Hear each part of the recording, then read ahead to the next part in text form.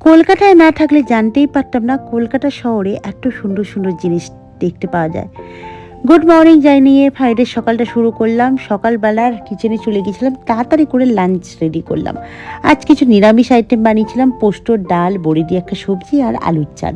দুপুর 12:30 নাগাদ লাঞ্চ করে বেরিয়ে গেলাম কলকাতায় ধর্মতলা নামক একটি জায়গায়, যেখানে গিয়ে নাইকের শোরুম আর অ্যাডিডাসের শোরুম থেকে কিছু শপিং করলাম আমার নিজের মনের মতন করে। তারপর শপিং করে মিয়া মোড় থেকে কিছুটা পেস্ট্রি কিনে নিলাম। পেস্ট্রি কিনে তারপর রাস্তায় টুকটুক করে হেঁটে আসছিলাম।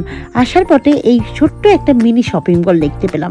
এখানে ডেলি ইউজের যে সমস্ত জিনিস এখানে পাওয়া যায়, এমনকি হ্যান্ডলুম থেকে শুরু করে নিত্য নতুন ডিজাইনের জিনিস এখানে আছে। Bedsheet, pillow cover, sari, churidar, kurti, সব ধরনের জিনিস। আর এই মলটা চালান হচ্ছে 60 থেকে 90 বছর বয়সী বৃদ্ধাষ্ট মহিলারা। কত এনার্জি নিয়ে এই শপটি চালাচ্ছেন। আর আসার পথে কলকাতার ভিক্টোরিয়াটা অসম্ভব সুন্দর।